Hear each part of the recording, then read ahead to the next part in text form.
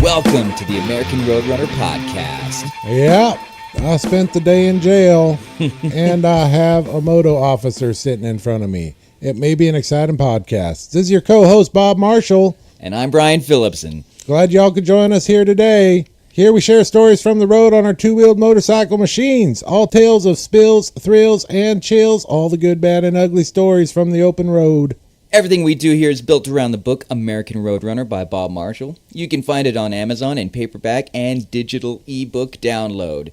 Follow us and see all the shenanigans we get into when we're not on the mic at our website, AmericanRoadrunnerTheBook.com. And you can find this podcast on American Roadrunner the Podcast on any of your favorite podcast platforms, whether it be iTunes, Apple Podcasts, Google Podcasts, Podbean.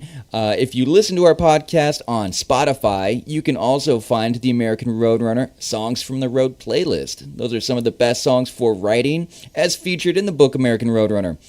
Now, check it out. Share American Roadrunner the Podcast on all social media, whether it be Facebook, Instagram. Let us know if you love it, hate it. Just make sure you share it and subscribe. And you know what? Let us know how you really feel about the podcast and the book and all that. Cheers or jeers, how we're doing, or just say hi. Email us at AmericanRoadrunnerTheBook@gmail.com. Take it away, Bob. Let us not forget our sponsors. One Mr. Jake with the Flying Dutchman Company. Check him out on Instagram, the Flying Dutchman Co. All one word. Ride 1K in a day. One Mr. Curtis Morgan. Check him out. Ride 1K in a day. And the talents of the artist, Mr. Bow Monster. Check him out as well. Our intro music is brought to you by Meek. Song Here We Are from the album Red Sprite Lightning. Today we're pretty darn excited. I'm not going to lie. The Moto Officer sitting in front of us may be related to one of us, but we're going to get to that in a bit. So we're welcoming Rory. Hi, how's it going, Bob? Good.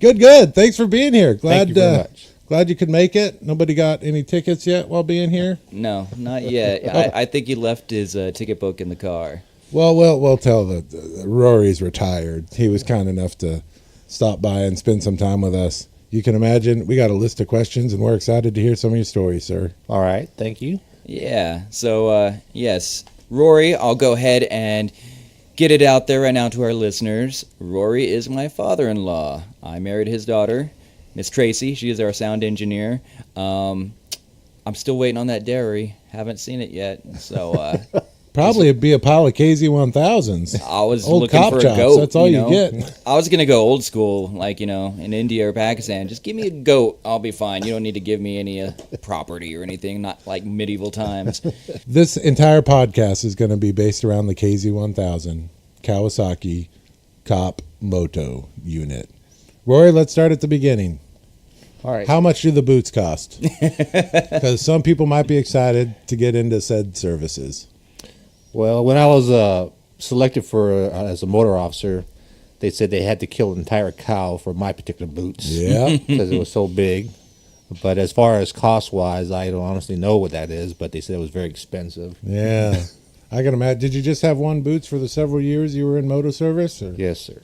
What he's saying is that he's got big feet. How tall are you, Rory? I'm 6'2". 6'2". A little intimidating. Very intimidating presence when he gets off the motorcycle. Yeah. I'm going to add, too, I spent the day in jail because I might work downtown around a jail. So just in case anybody was worried or concerned, I'm currently not in jail. I still am exercising my freedoms as an American citizen. Bob, you ruined it. I was telling everybody to post bail, send checks to me. Nice, I was making some money on the side with your little, jail thing.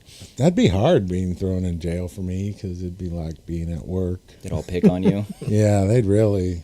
Boy, the deputies would really have a lot of fun with that. Well, that's why you dug that secret tunnel underneath the prison so that if you ever do get thrown in there... I do have all the keys. Yes. Yeah, they'd probably make sure I didn't have any on me. The thing that's crazy is Bob swallows a prison key every day and then for passes crying it out loud. so that if This he is does get locked in ridiculous. there, he can just, This is it'll come right ridiculous. out. It's a Houdini kind of thing. No, that does not happen. I'm just not that talented.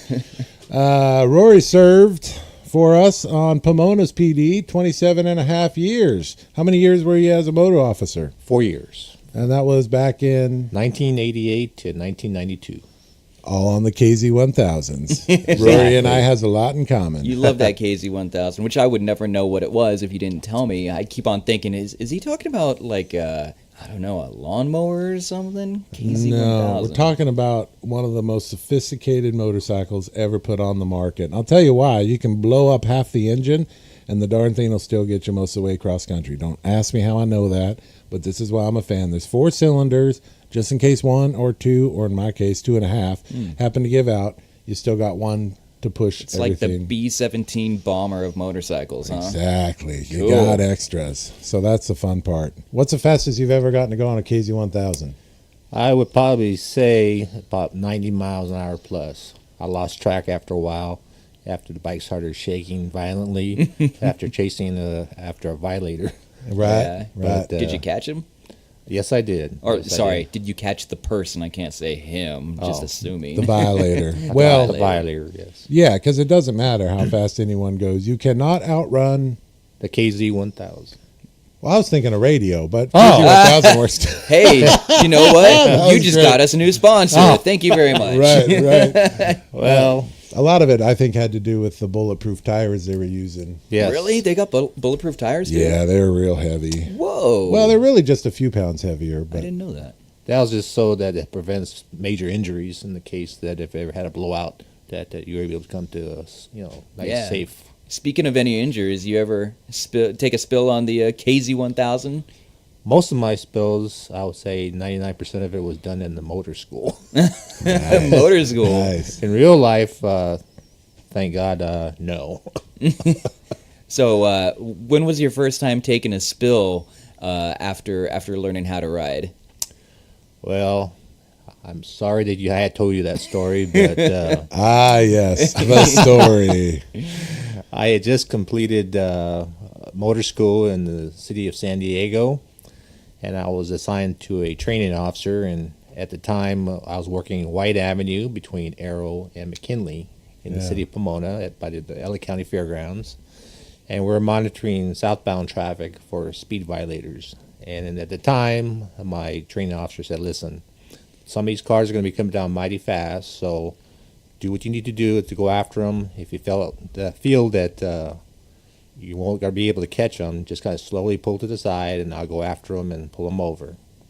So I'm sitting there and go, okay, I got that safety net behind me, so I see this car coming southbound 64 and a 35 mile an hour speed Right, zone. right. Pretty So I common light there. them up, so I'm turning on the south white. I'm trying to accelerate to catch up to him. I noticed the speed is going by real fast in order for me to catch up to him. Yeah. So we're slowly passing McKinley, passing Preciado, or approaching the westbound IS-10 on-ramp. I'm thinking now panicked.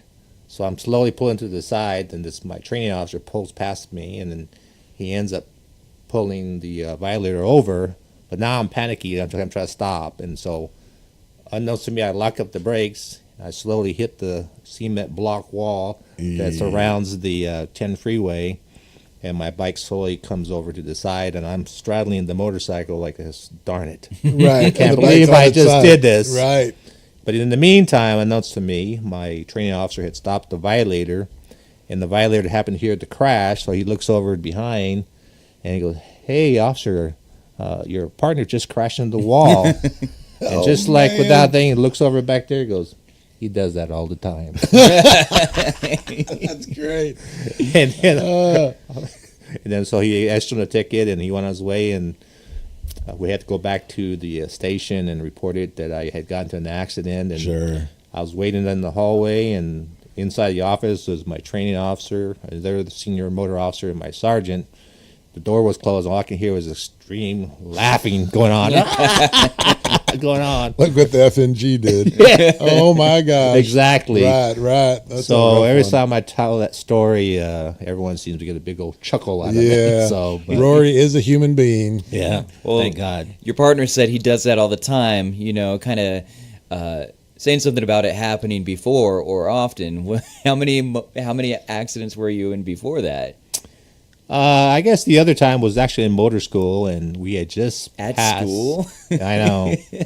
We had just passed completing the testing process, and so as a right to passage, they let us drive from this back route to to the San Diego Aero Division station. And there's this path that kind of leads from the Qualcomm Stadium where we did that training to the Aero Division. And we were in like the long conga line, and I was the second to last guy in the long line, and my partner, who I went to the motor school with, Officer Ken Serpan, he was behind me. And so as I was getting close, I noticed these officers kind of like bobbing from side to side, and I'm like, hey, what the heck's going on here? But by the time I got there was this metal pole right in the middle of the street. What? So then I said to myself, well, they taught us in the academy, get away from your bike. Jump as far as you can away and let the bike take the impact, and you could just come to a nice slide. So I did that, and next thing you know, my motorcycle just center punched the metal pole. Oh. And in the meantime, my partner behind me sees me flying off the motorcycle, and then when he saw me okay and dusting myself off, he had the loudest laugh and chuckling he could ever heard. So anyway, we finally made it back to the Aero Division of San Diego PD, and word had gotten back that we had an accident on the way from back there, and all I heard was number 13, which happened to be my number in the motor school. Come here. So I came over there and thought I would be yelled and screamed at, and first thing out of the mouth goes, "Are you okay?" Sure. And I said, "Sure," but my pride was hurt because I. And the cop scoot was fine. It didn't care. Right, Just because it fine. was meant for training purposes anyway. So they knew that I was going to take a lot of abuse and everything. Because so got the heck beat out of it. yes, but I was just embarrassed, and but they said all I care about is you're okay. Sure. Man, on the parade back from the academy. Yeah. How I think that lead to how many times did you have to admit to being 10-7, maybe leaving your scoot on too long with the lights flashing? I think after about a half an hour, the batteries would go dead and you wouldn't be able to start it, right? If you were on the side of the road doing something with your blinkers on, your hazards on. Yeah, but I didn't, stay on the side too long with it on. Sure.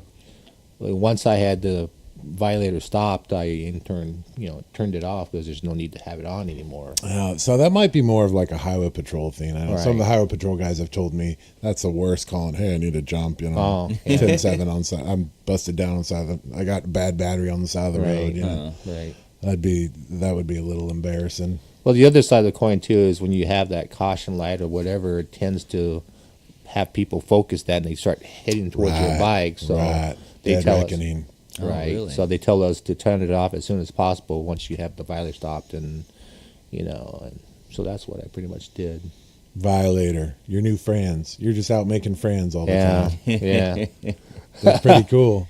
That's really cool. So, did you carry a separate? I know a lot of from what I could tell, a lot of the scoots had the separate speedometer, so you could clock how fast. You mean the radar gun? No, like it had like a third speedometer. Well, you had your speedometer, your RPM gauge, and then it had a third speedometer. You never had one of No, these? it You didn't. could, okay.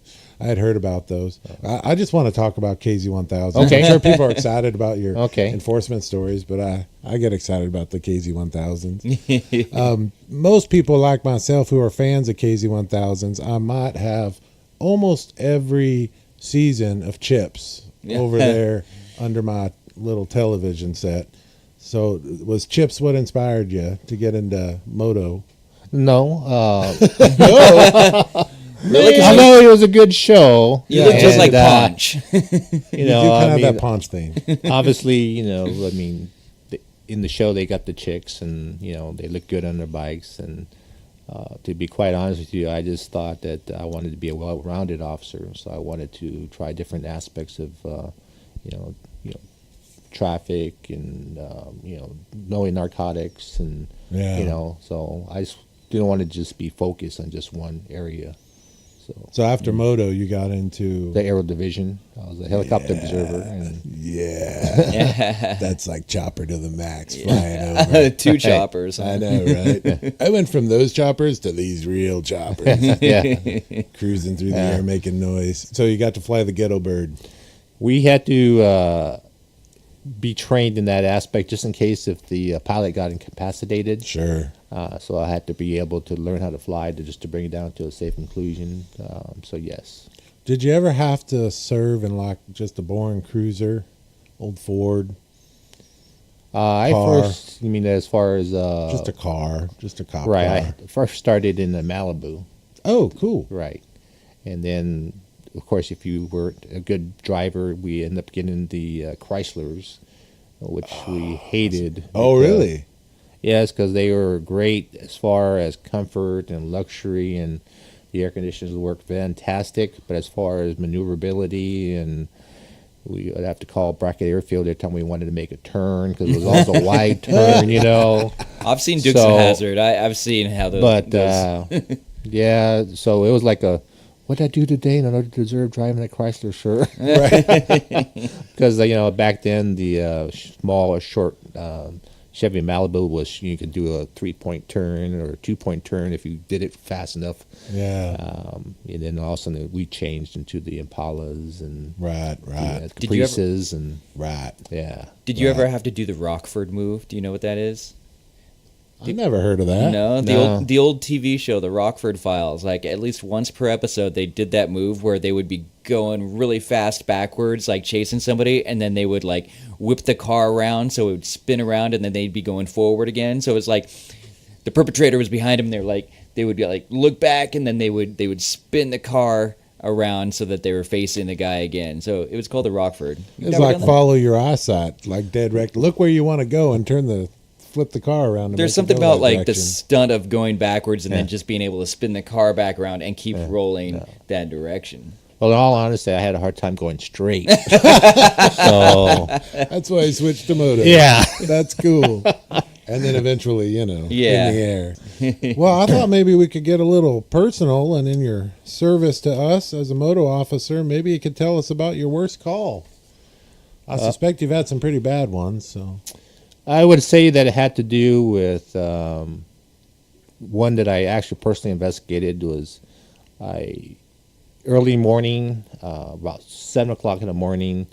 I started my shift, and then we had the sad news where some lady had got center punched by a eastbound Union Pacific train.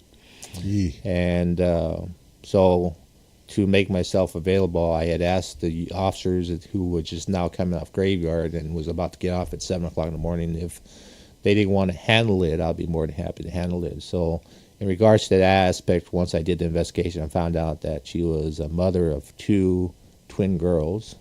And she had just got off of work, and so she was on her way home, and she noticed the crossing arm down. She noticed a train that was disabled on the track, so she thought that was the reason why the arms are down. So she went around them, and then she didn't count on seeing the eastbound train going by and then center punching the car, and they were 200-something feet in the air, and she died instantly. I would say that's got to be one of the saddest things that, besides, seeing other death. But the other one I felt sad about is when I had to investigate a 7-year-old boy who was at home, and he was skateboarding down his driveway, and he was kneeling on a skateboard, and he rolled into the middle of the street, but because of his size, the driver who was driving down the street didn't see him because of sort of a low profile, and then she center punched him, and so it's just kind of hard to show up, and you have a mother screaming and trying to resuscitate her son, and I had to try to see if I can help, but it was obvious to me that the baby or child had died, and so that's got to be the worst feeling, is telling a loved one or that somebody died. Yeah. So Well, there had to be some times that you made it all worth it. Can you think of any moments that you just felt like the hero? You felt like the guy that really deserves to ride that motorcycle and be seen as that symbol of law enforcement and the good, to serve and to protect. Do you remember any moments that like you should have been the guy in the parade? Ponch and John. Yeah. Heck yeah. Well, I can honestly say that, as long as I knew I was out there trying to save lives, and, they respected me and I respected them back, and they had the wherewithal to say, hey, officer, you got me.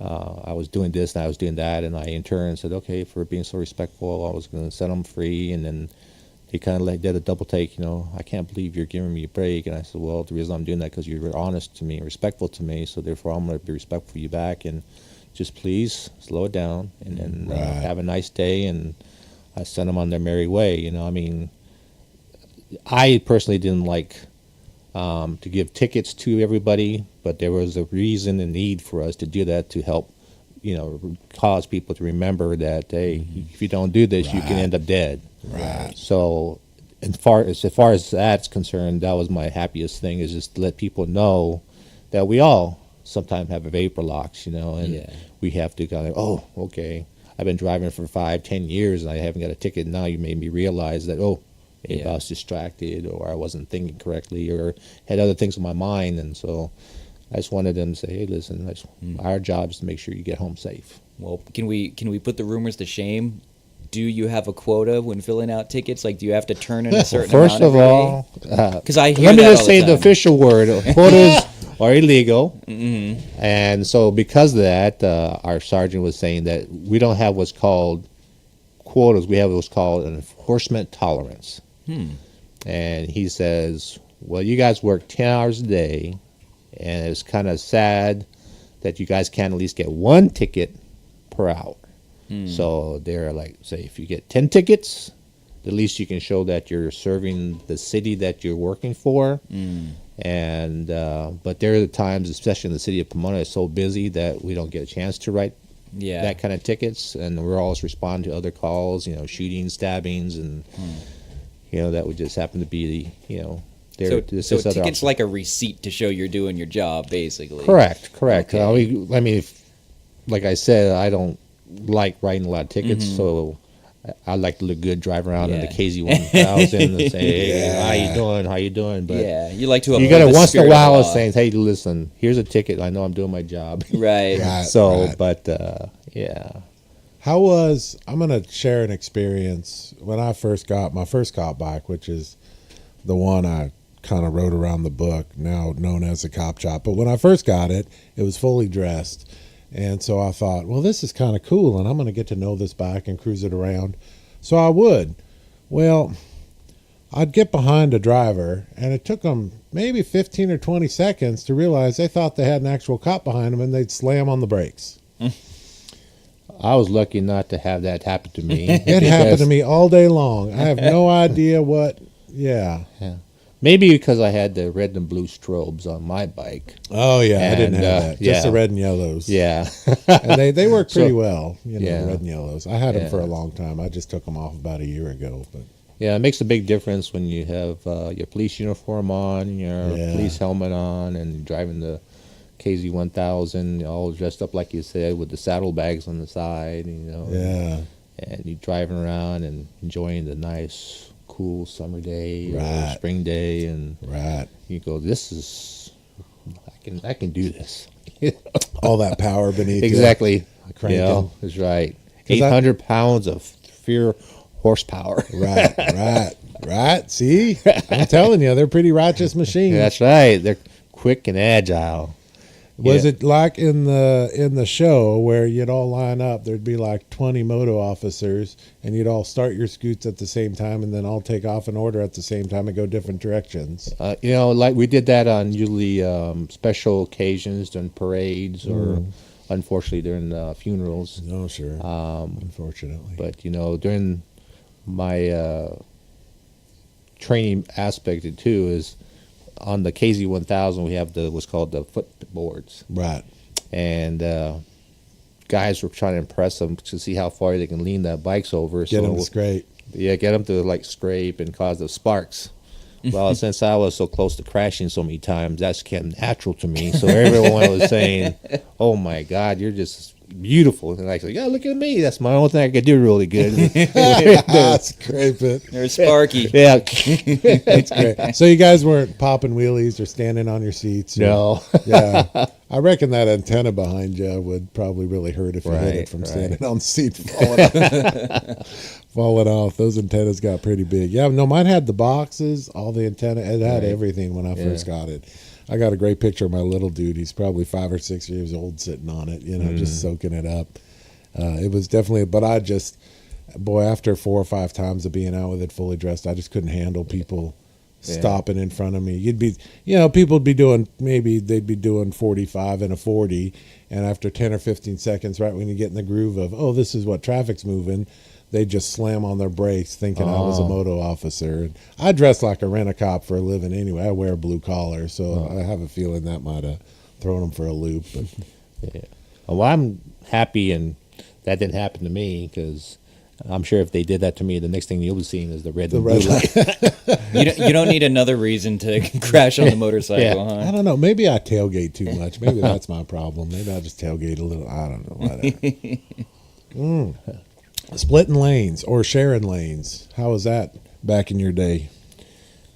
I myself didn't like it, me personally, because I always thought it was dangerous. Oh, yeah. Because it's not that I wasn't sure about my talent, but I was always afraid about somebody else who didn't see me, especially being in that blind spot. So I try not to do it as much as possible. Yeah, okay. Okay.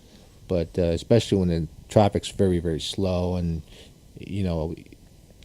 I guess that'll be okay because you're not going too fast, and the person pulling over from side to side ain't going that fast. Yeah, yeah. But as far as, personal preference, I personally don't like doing that. I don't, cite anybody for doing it. I mean, that's right.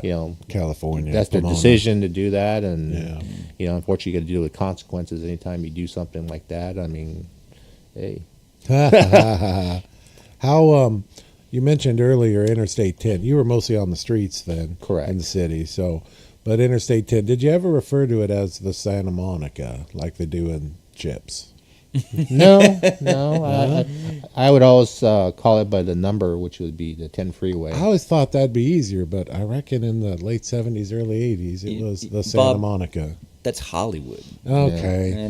Well, my dad called it the Santa Monica or the San Bernardino, or, they just had. Because he watched Chips. Oh, that's probably it. I thought it was because he was a peddler in L.A. and my dad was, peddled sales for his engineering programmable control all over. Okay, I was going to say finish that statement because it sounds like you're going to go a different direction with the story. No, he was very much we have a cop here, right? right. Peddling. No, my dad was a suit dweeb, and he would get behind his big Caprice Classic and cruise all over so he'd take me with him. So that's how I learned to read a Thomas guide, maps, whatever, and traffic. And, for you youngins, a Thomas guide is a map. It is pre-Google Maps. Right. It's a piece of paper, a book with these, numbers on it. Turn to this page.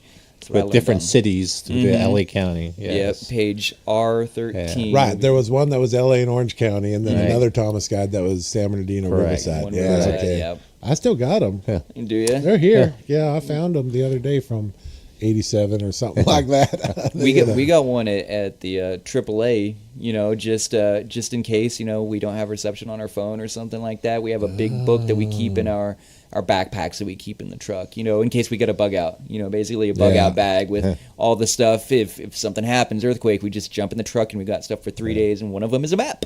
Nice. I recommend everybody have a bug out bag in their car or vehicle. I don't know how that would fit on a motorcycle though. I'm gonna get a little personal. I'm gonna tell you, the other day we all went to Tucson for the book festival. Oh yeah. And I remember I jumped out of the shower and we're getting ready to go to bed, and so there's Annette laying on the bed, and she actually had she's got a Randall McNally, I think it's called Randy McNally. Anyways, she's got that on the bed, and it was quite enjoyable to see.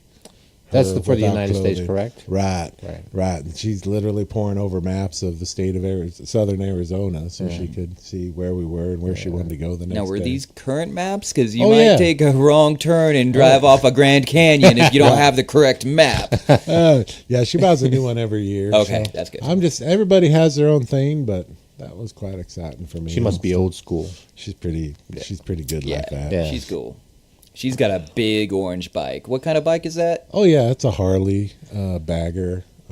It's as wide as a car. Yeah, 4 feet 4 inches. It's a little. It's a little wider than the KZ, but the same wide as my Goldwing. You know, it takes a minute to. And I've learned if I can maneuver it through it, she may or may not be able to maneuver through it. You know, her bike's pretty wide, but we, you know, being on the highway, we get to split lanes all the time, and I don't ever worry too much about, you know, as long as we're all nice. And sometimes you get stuck or you get caught, but I never haul butt. I just kind of hop along in second gear. So, next question. How many coffee cup holders did you have on your KZ1000? Unfortunately, I didn't have my bike dressed up like that. Because I wasn't one of those who wanted every single luxury, like my buddy Ken Serpan, who had every single nice. We're picking on Ken. He's not here to defend himself. Well, in the academy, we went together, and I was the taller of the two. So in the academy, they would call us the Yogi and Boo Boo. Nice. So here comes Yogi and Boo Boo. So, yeah, we go way back, and have some fine memories. You know. Well, I've only got 3 coffee cup holders on my KZ1000, so I'm doing and a cigarette lighter and an ashtray. Yeah. So I would think Rory wouldn't have a coffee cup holder, maybe a holster or something for the 9mm.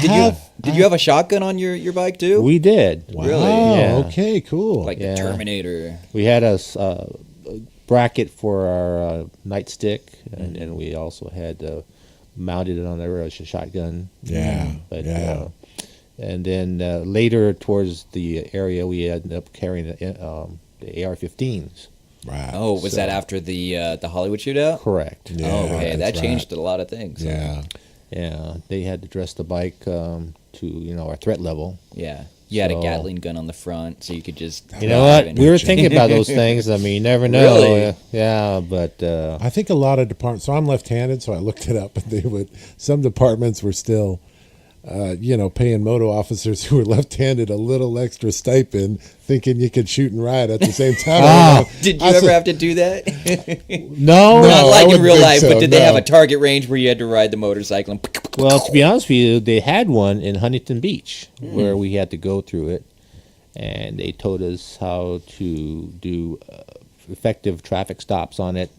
And when we came there, rather than position our bike straight behind the violator, we would turn our bike at a slight thing so that we use our bike as part of the barricade like in case we ever got in a shooting. Okay. And then they also taught us techniques that if you had your lights on and rotators on like that, to immediately get away from the bike because everyone's going to be focusing on the bike. Right. And not only that, if you position yourself on the side, they won't even see you because the lights are so bright. Right. So, I mean, they might say, okay, the cops are behind the bike, whereas you're off to the side. And so as they're shooting at you at the bike, where they think you're at, you're shooting from a different angle and giving the, so. And also they taught us a lot of, officer safety things. And very important. And then the area that we had it, they had it cordoned off. So it was a range. So we would actually shoot from our bikes and then, offset ourselves to, show the advantages and disadvantages of, so the tactical cover stuff. and. I'm not gonna. I have. So when I got my motorbike, I realized there was some filler in the back fender, and as I cleaned out the filler, it looks like a darn bullet hole. Oh. So I don't know if that was legit or not, or if someone just. No, they drilled that in there when they sold you the bike because they wanted it to be. So. Yeah. They Well, wanted and I it to have measured the it. story. It's got to be like a little. It's not a 9. It's got to be a 40 cal. So that's why I think it's like legit. But I mean, wouldn't they just replace the fender instead of just mudding it over? Right. That's what I would think. So I wrote about it in my book. Like I don't know. He was of course, I trying got to- a sticker on it now. He was trying to drill a hole to put another cup holder in there, and the That's department what it said, is. "No, you can't No, put you it there," and they put some Bondo on it to cover it up. Listen, That's I'm what it was. going to tell you for real.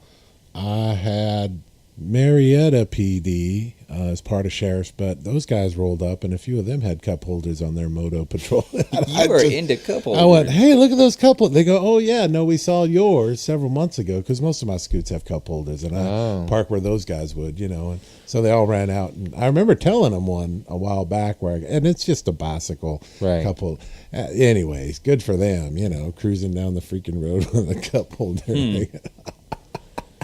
Whatever works. It worked for me. Of course, then I'd have to use the bathroom at every donut stop too. So Yeah. or wherever you guys might stop. Well, you had to personalize your bike to according to you want, and like I said, Yeah. Ken did the same thing, and so. Did you put the little streamers on the handlebars? So Well, that when you went fast, Oh my they were God. We like, had to do This that is during great. training, but after you graduated, you get to take them off. So. Yeah. Cool. take the training wheels off, the streamers. Yeah. Oh, I Yeah. love it. That's great. Your horn was a little a bike. Bring, bring, the little bell. I love it. Yeah. Yeah, they also during the training they always called me the Asphalt Dog because I was on the ground more than I was on the bike. The So- old dog. I'm sure you did it gracefully, though. Yeah. I mean, if you're going to learn, you got to Yeah. learn there. Yeah. They always taught you that when you fall off the bike, make sure you get up and dust yourself off that you're okay. And I did that a lot, so I knew that by heart. Right. Did you have a tan uniform so they wouldn't notice if you were like all dirty from taking No. a spill? No, we had the blue. The blue. Oh boy. Yeah. But Well- it hid the tear marks. That's good. Well, you have a lot of stories, and I think you have a lot of good advice, which is what I'm gonna mine from you right now. And part of the theme of this podcast is it is for everybody, but a lot of it is geared towards the adventure seeker that has never ridden motorcycle and doesn't know how to go about it, doesn't know who to talk to, doesn't have a lot of knowledge, but they want to try it, right? So. With that theme, we want to present you here as, a police officer and that you're a good guy and it's worth having a good relationship with, the police because they are there to preserve our liberty, to Working on your drive. tax dollars. Right. Yeah. They're there to protect you so that you can enjoy the road if you so want to do so. So, with all this knowledge that you have from all the years riding, what kind of advice would you give from one motorcycle rider to a new or novice motorcycle rider? Is there anything that you would tell them in the beginning? I would say that you would buy the bike to enjoy the roadway and to have fun. So if you rode the bike with that purpose in mind to go out there and have fun and be safe on the bike, as far as where I'm coming from, you would be okay. Is when you carry the bike beyond its limits and you start acting crazy and start doing some crazy things where you're going to put your life in danger and other people on the roadway in danger, and that's when we're going to have to, say have a little disagreement with that. Right. Other than that, if you go there with the fine thing, I'm going to go out and cruise and do a nice little jaunt here, 300 miles or whatever it is, enjoy the sunshine, and hey, Travel. that's what it was purposely for. Yeah. But you're out there to act crazy and cut people off and do something that you're not supposed to do, then that's when I'm sure that as a motor officer, I would say, hey, that's not cool. Yeah. And you'll have to press hard 3 copies on the citation. When you sign your John Yeah. Hancock. Congratulations, you've been caught. That's funny. Yeah. Well, I think you're right. And obviously there's classes and you guys are just above and beyond in your moto training. You get just a ton of extra training in everything that you do, which is great. I actually went to an event several months ago, and it was Anaheim PD was putting it on, and they got together with, I think it was Lifestyle Cycles. They were putting it on as well. But anyways, it was great Safety exercises. rodeo. Yeah, safety. Thank you. Yeah. And they called it something else, but same idea. The funniest part, of course, was the 2 law enforcement officers who volunteered to ride bicycles around after 1 beer, then after 2 beers, and after 3 beers. And these guys are, and of course, they got their helmets on and they're trying to ride bicycles. And it's great to watch them do this little course. That was the funnest. But and I think that is where it really reaches out. And it was great to see. I picked an exercise or 2, but everything was pretty. Look, I was fortunate enough to kind of know what everything was, so I did pretty well. But it was great to see one guy go through and hit 8 out of the 12 cones, and then by the 4th or 5th time, he's totally getting it. All the Right. moto officers were there working with him. Right. So that was pretty exciting. And it was hard bank turns or, posi clutch or, doing the circle to stop everything. That is circle of clutch, front brake, rear brake, down The shift. small circle and the large circle. Right. Yeah.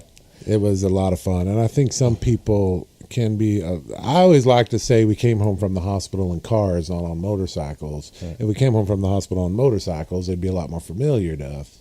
Right. What was shocking to me is that, I always thought that we would just hop on the motorcycle and then drive the normal speed and stop and then make your right and left turn or whatever.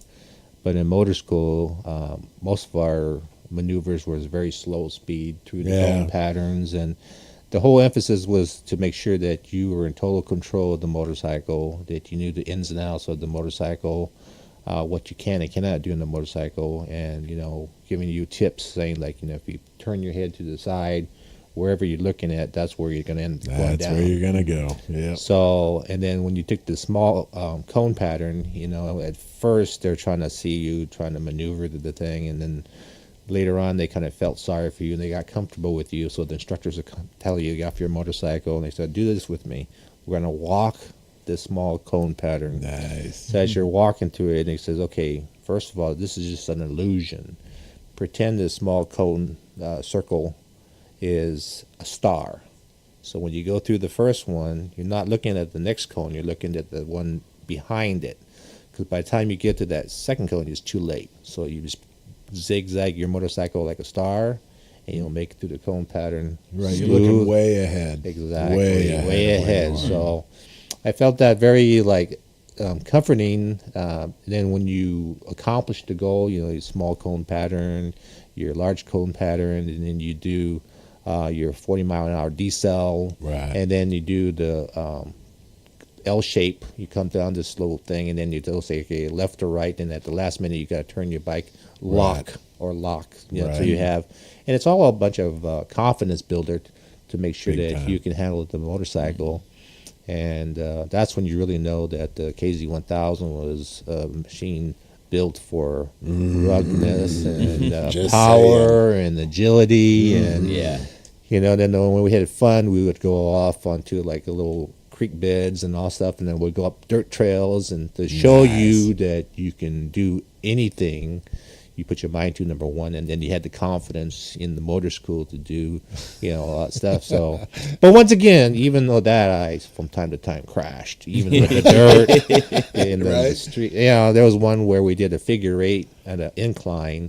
Of course, I fell down, and then once you dropped the bike, they wanted to position your bike so that you'd be able to pick it up safely, because a bike's like 800 pounds. So if you don't do it right, you can hurt your back. Yeah. But if you do it, any person can do it by, So they teach all those things in motor school, and then so you look at them, okay, now I have an understanding why you do what you do. Right.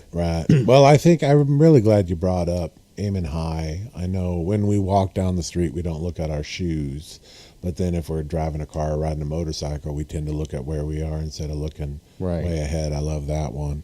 And I always do my best to bestow that upon people. And I've had other people watch me too, where I'll spend 3 or 4 seconds waiting for the bike to lean over enough so I can make the turn. And they're going, why are you doing that so slowly? Well, the bike's in a groove. It's going to get, you just got to be patient. Right. And eventually the bike's going to get to where you want it to get. Working with the machine to do what you want it to do, And I think that always trips people out. So if you don't look at your shoes when you walk. So don't look at where your motorcycle is. Nice. Well, you just have total confidence in your riding ability. Right. And I've been very fortunate. Like I said, it's not the other motorcycle drivers you have to be scared of. It's the other people who don't see you. Right. Because it's so small, and that's why, I was glad that I was able to do it, but I wouldn't do it anymore. Right? You don't own a motorcycle these days. No. There's no pleasure riding going on. No. I've got some extra KZ1000s in the backyard. You brought back some good memories when you gave me a tour of your backyard. That's cool. I saw this thing, and I just instantly did a flashback to where back in the day. I'm like, oh, okay, I can smell this and I can feel this, and then I said, oh my gosh, it's just like being there, It's great when those quad jugs are just sticking out of the frame, ready to go. Yeah, and I saw those skid plates on the ground. I go, oh baby. Oh yeah. No, and I leave those on because it's wonderful to have a few positions to put your feet. And they're so comfortable to ride. I mean, you can put your entire foot on that little plate. Yeah. And then I like the fact there was one down, 4 back. So KISS. Yeah. Although you can't, that's probably the only front and back shifter I've ever ridden on where you can't pop your toe under the front. You know, you got to use your heel no matter Exactly. what. Exactly. So And I took like I said, I had a Honda 350 when I first started, and then I kind of got a little like that cool. at first. Cool. And then when the department had some openings for motor school, and I said, hey, I can do that. I had a motorcycle once. Right? Cool. But it was a whole different animal, it being, like I said, street riding or pleasure riding versus police riding. And then, so everything's about safety for the officer. And then number two is our job, going out to make sure people are safe. And they try to put us in the best equipment possible. At the time was a KZ-1000. I mean, right. I mean, for many years. Correct. I mean, I don't have the pleasure of riding other things, but I don't know. So Yeah.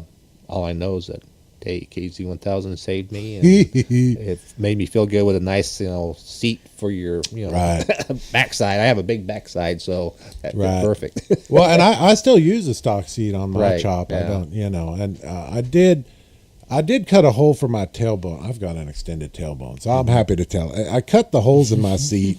If you're ever looking across motorcycle, you'll see a hole in the seat, and of course, it's just in the in the comfort or cushion material. It's not actually in the top of the leather, but that way my tailbone has somewhere to sit. And don't lie, you have a vestigial tail. Nice. I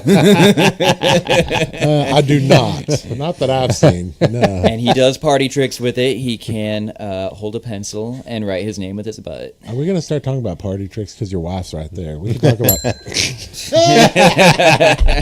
Although her dad's here, we might keep it PG. Yeah. TMI here. Yeah, he might withdraw his support of our marriage very fast. Yeah, Which, you know what? I got to tell a quick little personal story Please. here. Second date with my now wife, Tracy. Nice. And Here we go. she says, everything was going great. And just out of nowhere, she goes, you better not screw me over. My dad is a police officer with Pomona PD.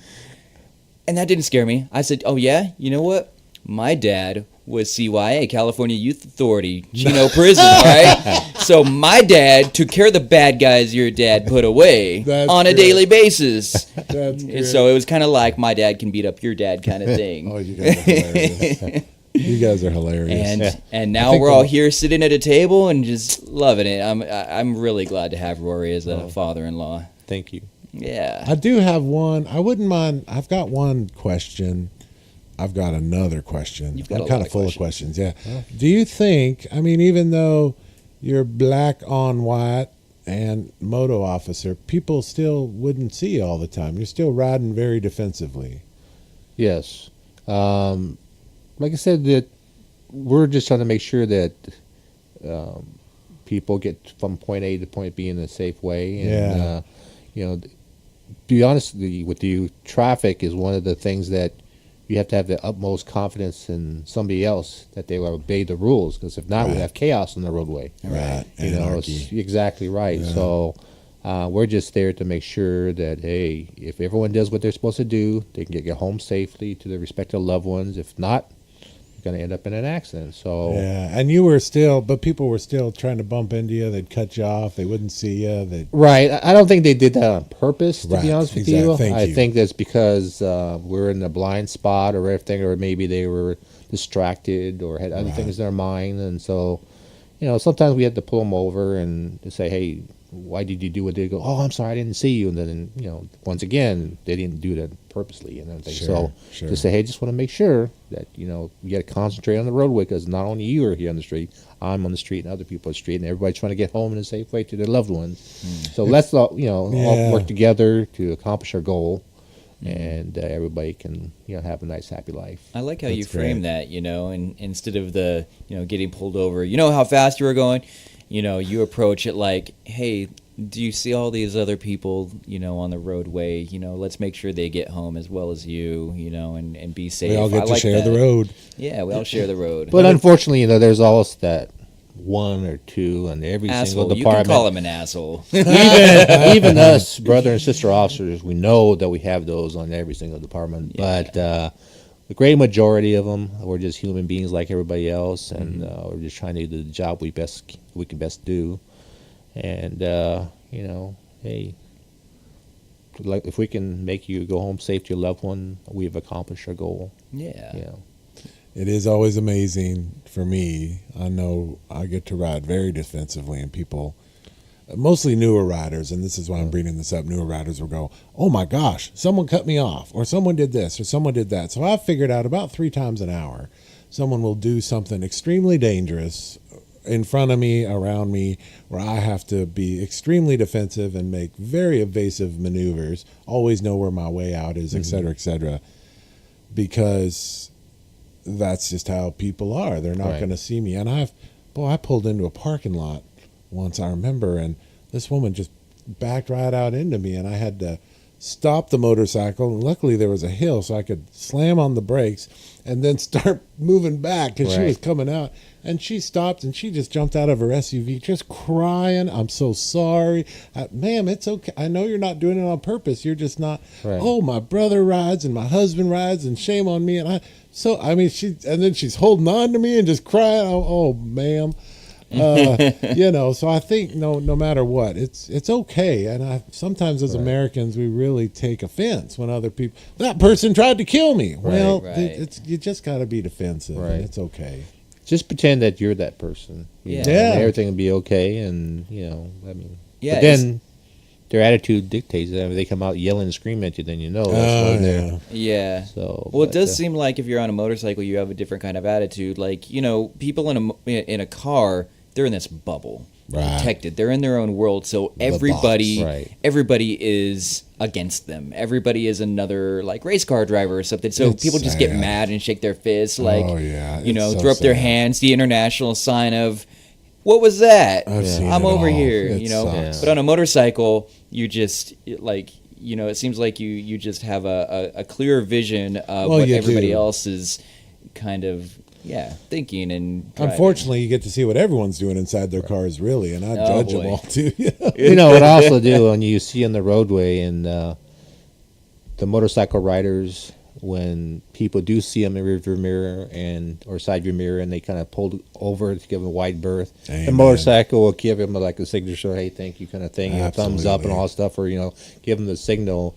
So I kind of think that was kind of cool too, because it takes a lot of things for people to be conscious to do and recognize that there are other people besides cars on the roadway. Now speaking of recognizing cars or police, for that matter, I didn't know this until Bob told me the other day. But do you know about the code for if there's a police officer around between motorcyclers? Have you ever heard of this? No. Bob, tell him. It's just a heads up. So you tap on the helmet. Traffic. Hey, there's a cop. X amount of miles. Whatever. Yeah. So if motorcyclers are going by, they hit the helmet. Yeah, and it's usually on the interstates, in and out of towns. Believe it or not, in other states, they really have is that kind of like when people turn it off and off the headlights to let people know that there may be a speed trap or something ahead? Yeah, exactly. And you end up with all these little towns in states like Colorado, and they've just got all these speed traps in towns. And I get it. I'm glad they're there, but holy heck, you're. The speed limit's 70, and then all of a sudden you see a sign that says 35. You're like, well, wait a minute, what? Or maybe the sign goes 55, 45, 35. The signs are 10 feet apart, and you're really jamming on the brakes, and then there's law enforcement officer and his cruiser. Oh, holy heck! You just can't slow down. Those are all politics. So tap the helmet. Or tap the hood of your car. You've seen that sometimes. Oh yeah, I've done that a few times. The roof. The roof. Of the car. It's something new I didn't know about. Like I said, I don't know everything, so I appreciate the information. Well, I know I always work hard to wave at people. We've gotten real lucky in the last 10 years, I think, in California. It's gotten a lot better where people are happy to understand that motorcyclists do share the road, at least in this state. Not so much in other states, that's for sure. I can tell you Arizona just took off the books their law making it illegal to split lanes. So it's neither illegal or legal now to share lanes in Arizona. But it doesn't matter if public attitude is we don't want you sharing lanes, it can be a bit of a problem. So you got to be gracious. I just like to cruise along in second gear. Sometimes I'm posi clutching too, so I end up just waving a pinky at someone, That's all I can do. Oh, thanks. Here's my pinky. Hey, Or I've got a question. I'm raising my hand over here for all the people Please. who cannot see. What is posi clutch? it's just I'm just burning the clutch a little with a little bit of throttle. I'll set the throttle at like 1800, 2000 RPM, just a nice little, and then I can work off the clutch and what I'm doing if I gotta get in and out. I don't. What did they refer to it as in the academy? That I don't know. Just to be burning honest with clutch you. a little. Yeah. Just burning clutch a little to make sure I've got options. Okay. I got to pull in the clutch and get all the power. I heard off it a the couple bike. times, and I was like, posi clutch. That's a cool word. I got to know what it is so I can use it every day in Well, my I know that vernacular. on the Harley Davidson, they kind of like hit the throttle to let people know they're beside it because Harley Davidsons are loud. Yeah. So it lets people, oh, okay, But It does take a few, but by then what usually happens is the people turn and they give you your butt, and then the butt of their car is in your way instead of the whole car. So it's a lose. I just take my time and try to motor around. When I'm in heavy rush hour traffic and I see those guys splitting traffic, I'm like, I'm jealous of you because you're moving along and I'm only going ready to crawl. Well, Rory, you really should be okay with riding a motorcycle these days. Let's talk about why you're not. You're really okay not riding. You don't ever feel the need to just go to the auction, get an old KZ1000? Well, to be totally honest with you, once in the great moon, I might have a lapse in judgment where I Nice. feel like I might want to go on the open road, Now we're especially talking. when I hear my friends going on these long jaunts, from the East Coast to the West Coast, and then Right, you got friends who are iron butters. correct. Nice. The IBA, Iron Butt Association. And then I look up to see what's the latest touring bike on the thing, and I see the new upcoming Gold Wings and the BMWs and the Harley Davidsons, and I'm like, yeah, they're nice, but It is the quickest way to Laughlin, Rory. I know. I know and then- you like Laughlin. I know, and I said, you know what? I think I look okay riding on that nice Highway yeah. 40, making my way to and from Laughlin. yeah. But, once again, at least if I was in the car and I happened to take a little doze off, the car will ding, ding, ding, ding, ding on the side road. But if I took a doze off the motorcycle, I'll be You'll doze Asphalt forever. Dog again. You go in the long sleep. Right. There's no second chances. And that's a good point, too. I don't know about you, but anytime I'm riding a motorcycle, I kind of feel like I'm sitting in a sauna. It's so relaxing. I have to be Right. real careful to stay awake, and that's a Right. big. I go into great detail about that in my book. Like That's why he's got all the it's- coffee holders. He's Now got like I know 3 why. cups Go of through coffee. 'em. He's not only a Coffee. two-fisted drinker, he's a four-fisted drinker. Yeah, That extra fuel tank in front of my scoot. Yeah, that's not fuel. That's coffee. it is fuel. It's just your fuel. Yeah. It's not the Right. gasoline Human fuel, fuel. exactly. No, it's gasoline. Yeah. Caffeine It's a little octane. suspicious looking, that's for sure. Yeah. I've had a few. I did have a group of highway patrolmen here in Riverside. They pulled off the highway with me once, and I was kind of moving a good click just right here on the 91, and they pulled off. There's 3 of them, and I thought, oh man, this isn't gonna. And then when we all stopped, they go, "What is that?" I go, "Well, it's an old." They go, "Yeah, but what? Why?" So I explained it. Well, this is just my chop. This is really cool. Like, and you got the, so by that point, we pulled over in a parking lot, and anyways, they got to do the walk around. It was nice to compare motorcycles. Whatever. They were nice guys. Were they riding Harleys? Oh, no, they had 2 BMWs and 1 Kawasaki. This was okay. many years ago. Yeah. Oh, okay. They had just gotten into, they had 1 old Kawasaki. I think it had 56,000 miles on it. I mean, it was up there for, at 60,000, I think most of the departments got rid of them, right? How many miles did yours have? Well, we try to replace our motorcycles after about 75,000 miles, just like the patrol okay. cars. Okay, sure. Because we take really good care of the motorcycles. We send it for everyone, and there's maintenance due on them, all that stuff. And Oh, right. And you probably had like 1 bike that was yours. Correct. It wasn't the night crew. correct. Okay. We had an assigned motorcycle, Right. so we took care of it as like our own, child. And then whenever the maintenance was due, because I didn't get a chance to take my bike home because I lived too far away, they gave me an actual shift, so I was able to, spit polish that motorcycle, keep it nice and clean and tidy. Sweet. Look bitching on the motorcycle next to my big old cow-size boots, Oh, that's great. Well, and I think when you did take it in for maintenance, if I remember from the sitcom Chips, the maintenance guy, he got more chicks than Ponch and John did. So was the maintenance guy the same? He wore the white lab coat. Well, we He's actually always took going to our parties. motorcycles to either Covina Kawasaki Oh, okay, sure. or was Ontario Kawasaki. Right, it was Yeah, contracted out. yeah. You didn't have your own guy in No. that coat. I forget that guy's name, but he was always going, "Hey, we're going to a party. Want to go to a party?" Yeah. No, I'm too tired. Whatever. I got a date in my motorhome. Whatever they had going on. But Yeah. they didn't bring him in until the second season. He was just so cool. The mechanic was the cool guy in the show. Yeah. That's all I'm trying to say. You know, one of the funny things too, when I ride along on my Kawasaki and somebody from a Harley Davidson pull alongside and say, "Hey, why don't you get yourself a real American motorcycle?" I would just shake my head and I says, "Well, there's more stuff on your Harley Davidson made in Japan than on my That's right. motorcycle." That's They right. go, "What do you mean there?" I go, "Well, this bike was built in Nebraska." Yeah. Yeah. And then when they found that out, there, "Are you serious?" "Oh yeah, it was a heart attack." Oh yeah. Yeah, Yeah. No, they would so- ship in half the parts, but all the frames and everything. Exactly. So wait, so Harleys are made in Japan, but Kawasaki's are made in America. Singapore, China, Yeah. Japan. Yeah. That's Amen. See, so- Harley's just an American name at the end of the day. the world's coming to an end. Well, and I can see the welds on my old cop chops. I promise you, that was all done in America. Yeah. Okay. All the framework. That's true. You know American craftsmanship. Yeah, I'm looking at it going, well, I think this bike was built on a Monday or a Friday. It's just so anyways, it's good fun, that's for sure. Well, we really have to thank you for all your years of service, motoring in the Ghetto Bird, doing what you do. Thanks for being on the show too. Well, Thanks for thank you for educating inviting us. me. Yeah, no, this is It's great. been fun. Yeah. Well, I'm excited to hear in the near future if you're hauling to Laughlin on some new righteous scoot. Well, Brian will tell you. Yeah. My father-in-law's on the motorcycle. That'd be cool. And you did mention something earlier that I'd love to bring up and close with. I mentioned, did anybody ever call you a pig when you were, pulling anybody over? And you said something. What was that?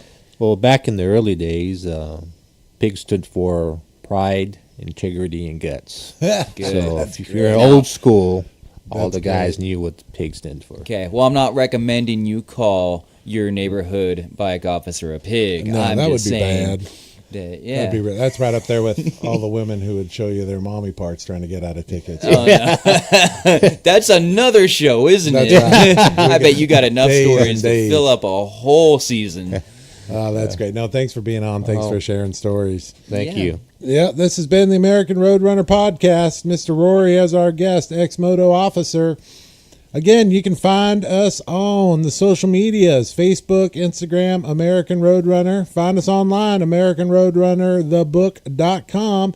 You can find this podcast online as well, AmericanRoadrunnerPodcast.com. Don't forget, if you're interested, there's about 101 different ways to buy my book. Feel free to walk into Barnes & Noble and order it. Otherwise, you can get it on Amazon. Of course, we got it in ebook off Amazon. Heck, we've even got it in Kobe format. So the book's everywhere. Enjoy the book as well, American Roadrunner. And don't forget to mention on our social media, keep up to date with some of the stuff we're doing. We will be going to the Hippie Killer event pretty soon Hippie here. Killer Hoedown. We're excited, and that'll be we're going to have a double booth at that one. Yeah. Just to What day really is throw that it. and where is it at? Thanks for asking, Brian. That would be April 6th at the Lake Paris Fairgrounds. That's Paris, California, not Paris, France. Also, we're going to mention the 14th, Sunday, April 14th, we're going to have the Bare Necessities Run.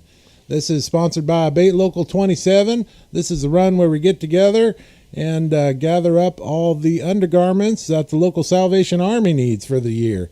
Bring unused, unopened package of undergarments. Can't say that enough. Unused, that's right. Whatever they may be. And of course, we've got awards for the biggest panty droppers who are dropping off panties at the event. But that's going to be over at the American Legion's Hall, Post 79, which is in Fairmont Park, right next to the tank on the lake here in Riverside. It's always a good time. Well, you know what? We need to call up Miss Kelsey Bowles, one of our old guests, because she has like 17 thongs that she always rides with. She's got the most panties to drop off there. Yeah, but they've got to be new. Maybe she's got some new ones. Yeah, not I so hope much so. some used ones. We always have a good time doing that. As I've mentioned before, I'm fortunate enough to serve on the seat of presidency for Abate Local 27 here in Riverside, California. So we always have a good time doing that for the Salvation Army locally. Yeah, doing good for the community. Amen. All right, so we got to thank our sponsors, Ride 1K in a Day. Dun, dun, dun. Also, Jake the Flying Dutchman Company. You can find him on Instagram at The Flying Dutchman Co. That's all one word. Also, check out bowmonster.com. It's where you can find the artwork from the gentleman who did the cover to American Roadrunner, the book.